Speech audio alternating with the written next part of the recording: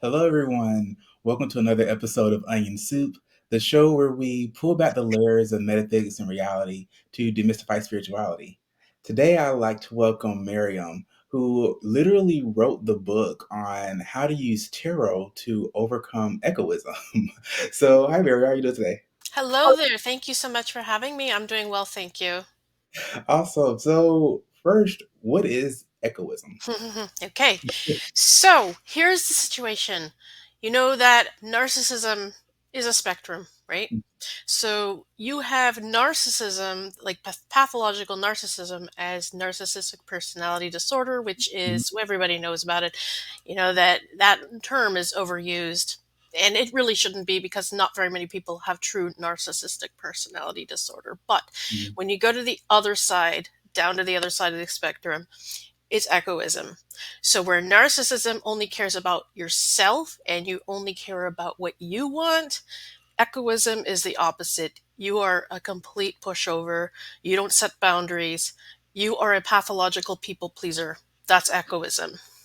And unfortunately, what leads to that is a lot of trauma in early childhood involving emotional and verbal abuse, bullying, etc. And unfortunately, I did suffer from that. And I was an echoist for a very, very long time. I didn't know what I wanted. I only lived for others. I only allowed others to dictate everything that I did.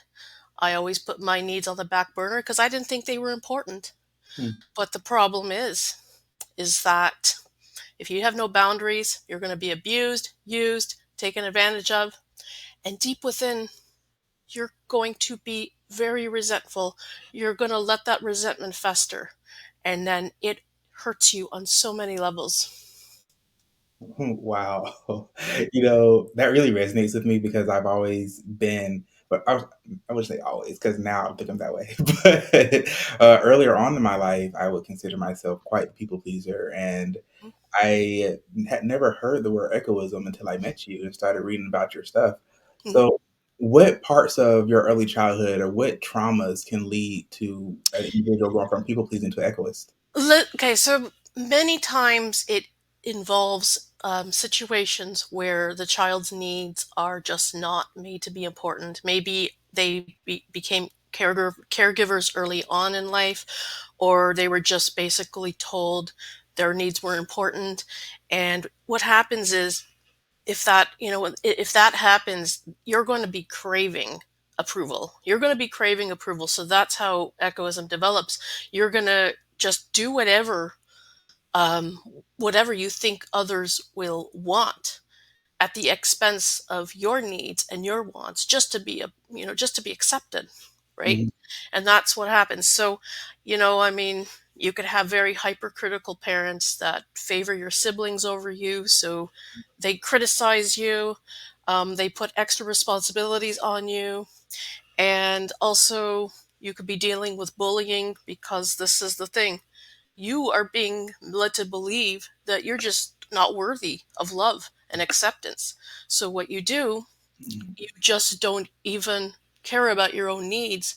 You care about being accepted. You care about wanting to fit in. You care about making others happy because you want them to like you. So Mhm. you're going to not have boundaries.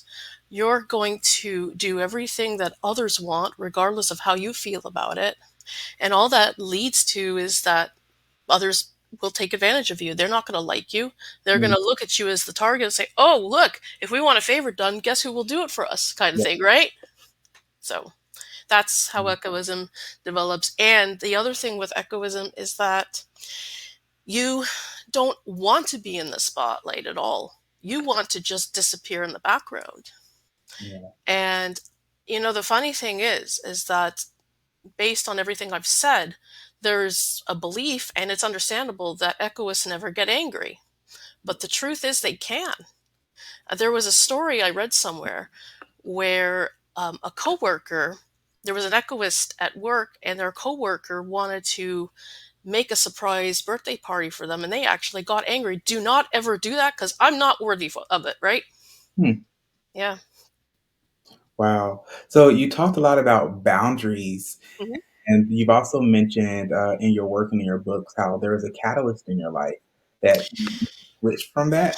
So what was the catalyst, and how did you put up boundaries? Yeah, all right. Well, so the thing is, I already was putting everyone's needs ahead of mine, right? So I have a child with complex special needs. Um, Let me tell you, I did what I could to help him, but I couldn't. Mm, And it was like one of those cases where I don't know if I should say this online, but basically between life and death situation.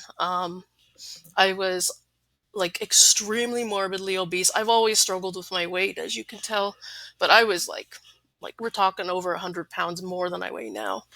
Um, I also was extremely almost catatonic, so depressed I couldn't help him anymore.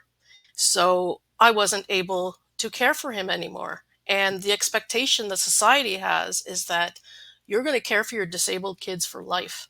But I had to go against that. And I had him placed in a therapeutic residence so I could start taking care of me, mhm, and I could take care of I could spend time with my daughter, and just improve other parts of my life, get healthier. And you know what? The echoism didn't shed overnight, obviously. mhm, But over time, I started to see, you know what? My needs are worthy. And you mhm, know what? If I don't want to do something for someone, I'm just going to say it. And you mhm, know what? I'm going to start speaking my truth. mhm, So it wasn't an overnight process, obviously. I still have some struggles with it, but I do understand why. And I do catch myself at times, but more often than not, I know how to speak up. If I don't want to mhm. do something, I have no problem with saying no, you know? So, Yeah. mhm. So I think it's very important for people to have boundaries in their lives Yeah. and to not allow one you have to recognize when someone's taking advantage of you. And the way that I start to recognize that within myself Hmm. was if I was doing something that ended up being harmful or detrimental to my own being, to my own person, to a certain extent, then I would just easily, well, I had to learn how to say no Hmm. and learn that it's okay to have those walls and have those boundaries. But I think the other important side of that, though, is to keep boundaries with yourself and saying that when I put this boundary up, I'm going to adhere to that particular boundary. But Yes. you Yes. know, so Yes. go ahead. No, no, that's the thing. So that's the thing. I think a lot of people struggle with setting boundaries, even if they're not true echoists. I mean, just because someone may be a bit of a people pleaser doesn't make them an echoist. Echoism is more like pathological people pleasing, right? So that's but so many people do struggle with it for similar reasons. And the thing is with boundaries, some people are scared because they're afraid that it's going to hurt their relationships if they do set boundaries. But the fact of the matter is, setting boundaries actually is good for your relationships because you are basically saying, no, I'm not going to accept this. This is all I'm going to tolerate. But the reason I'm putting this up is because I want you in my life. Mhm. Okay? I want you to respect my needs and my wants and my boundaries because I do want you in my life. Yeah, I 100% agree with that. I think with every relationship, it's very important to come together and say, hey, this is what love means to me, and this is how I want to be loved. And some of the things that you're doing, makes me feel as if I'm not being loved. And that doesn't mean that that person doesn't love you. It's just Mhm. that it puts up a barrier between you and the other individual when you don't have those boundaries.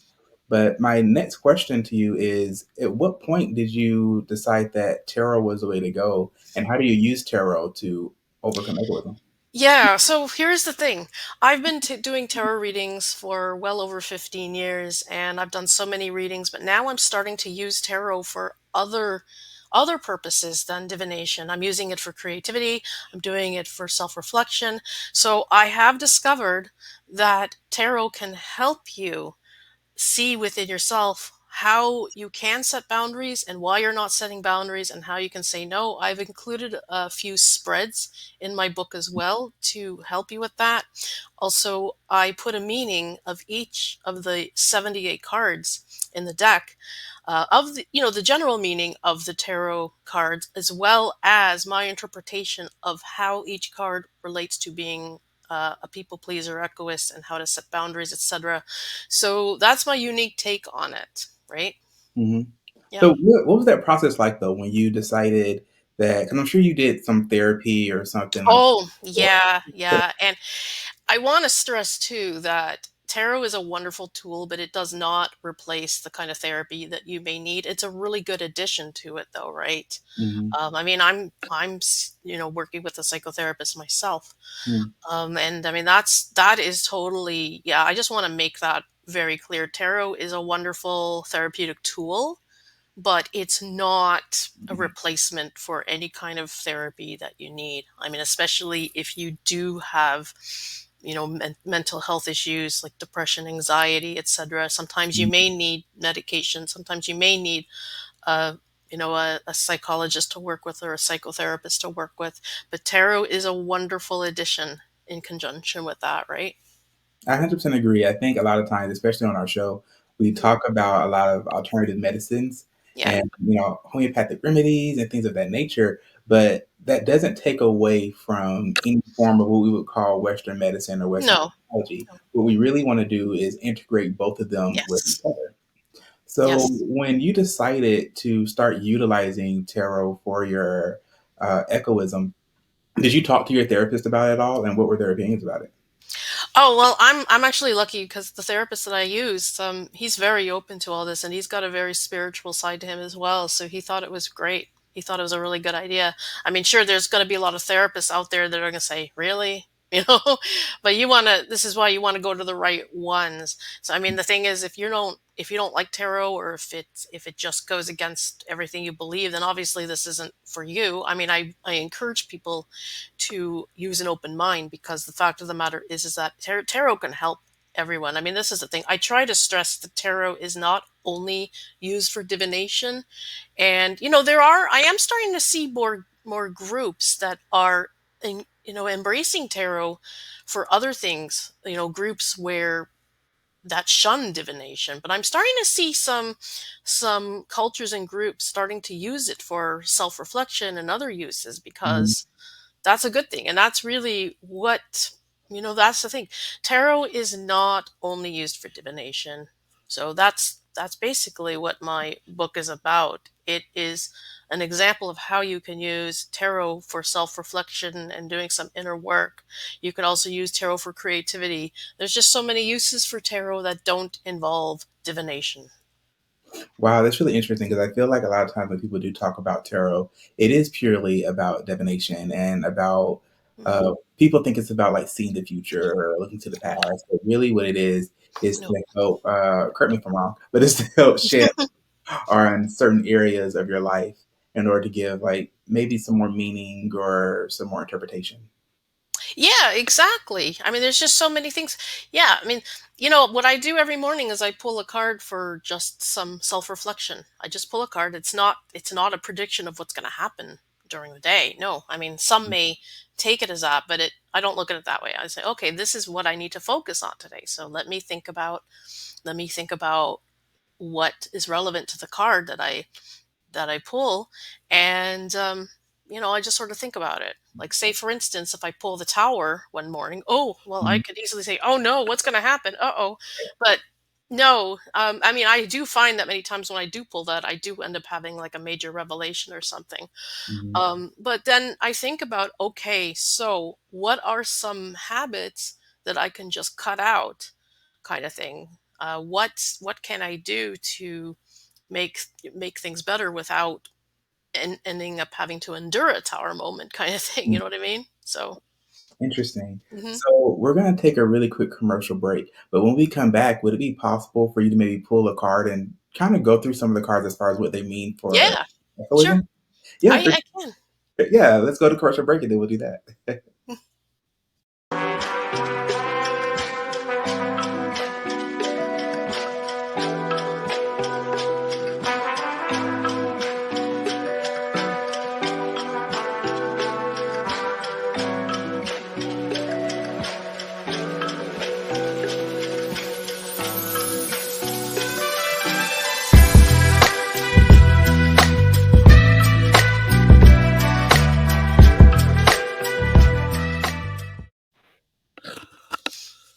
Hello, everybody. Welcome back.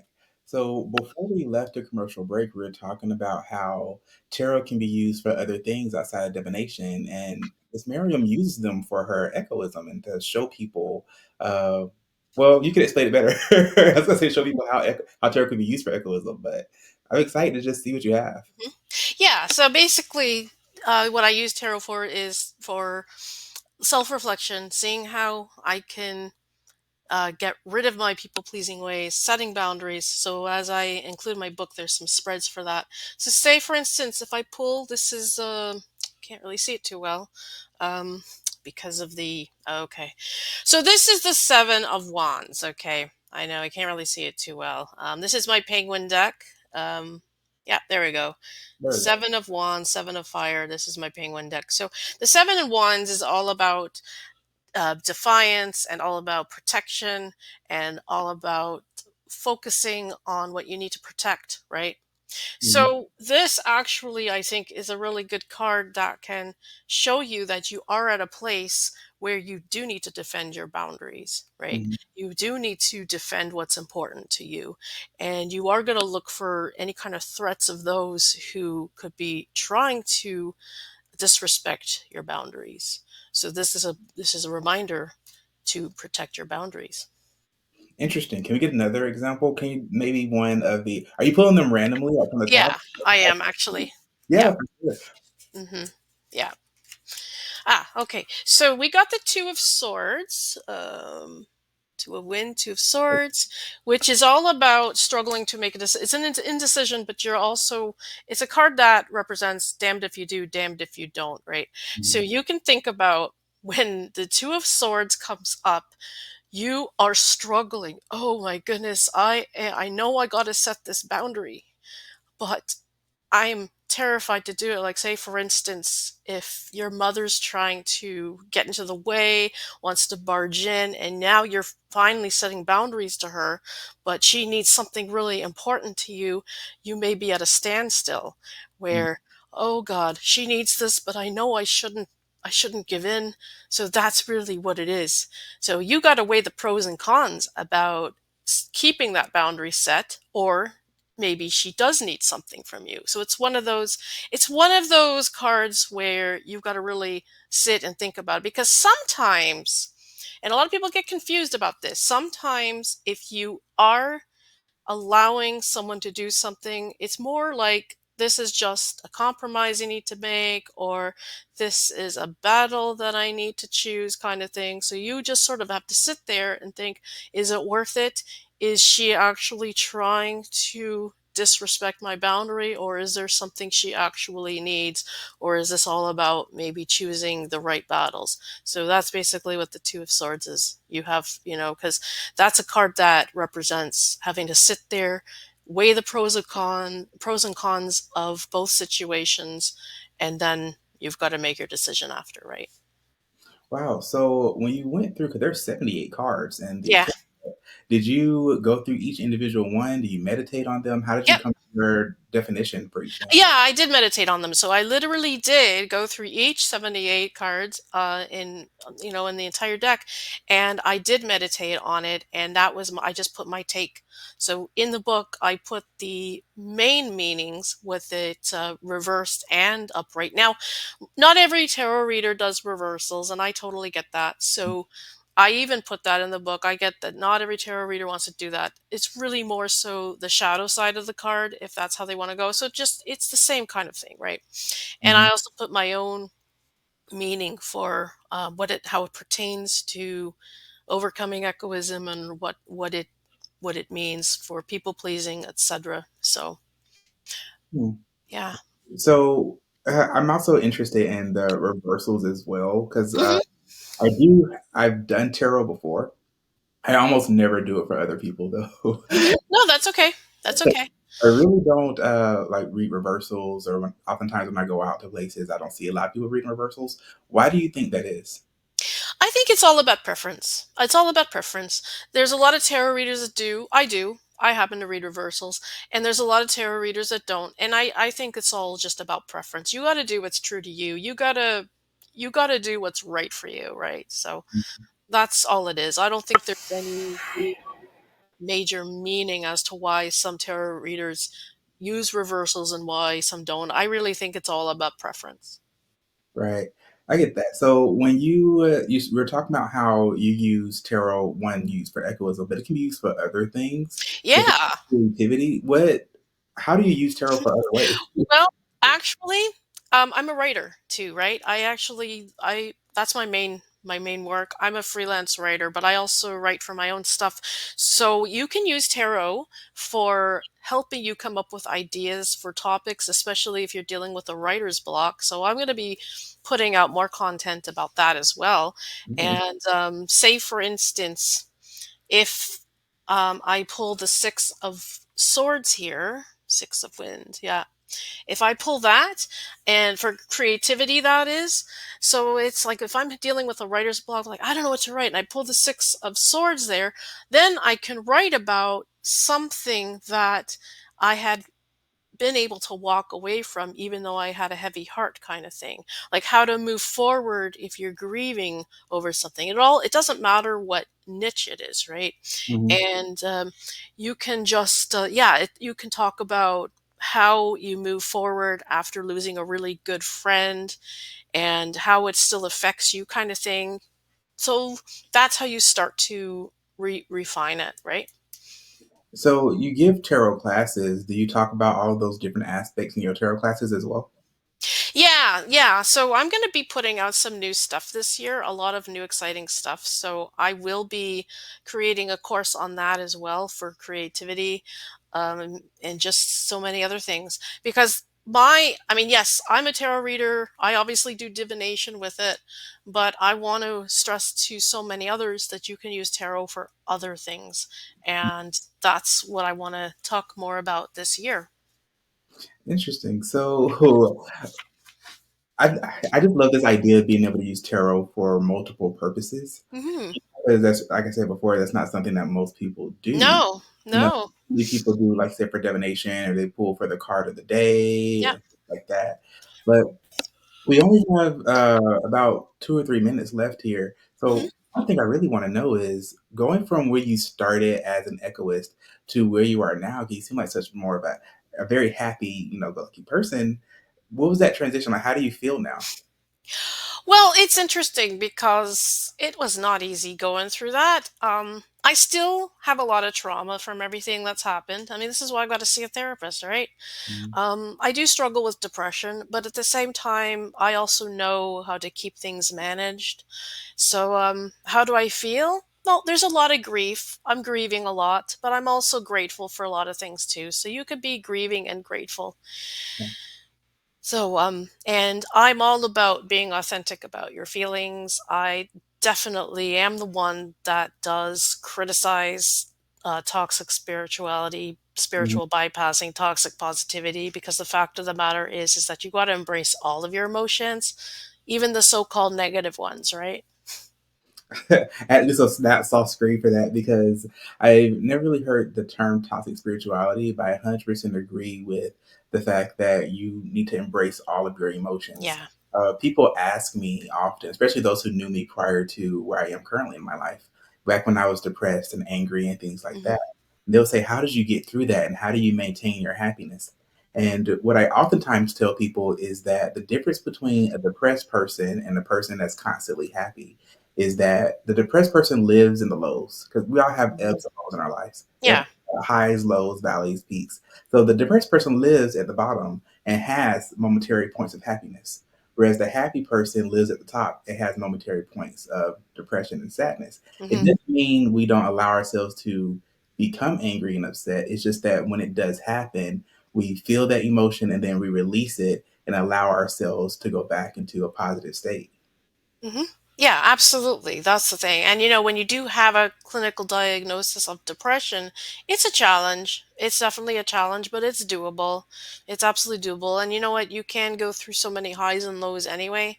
I mean, when you're dealing with a depressive low, it's bad, but you also know that you're going to come out of it. So you just, push your way through it. And I mean, listen, it's everyone who has depression has to do what's best for them. But for Mhm. me, I just go through it and I know I don't, I remind myself it's not going to last, right? Right. So, mhm. Well, thank you so much for coming on. That's Well, about thank you all so much I for have having me. to say. And I just love this. And thank you, everybody, for watching this episode of Onion Soup. Have a great one. Thank Bye. you.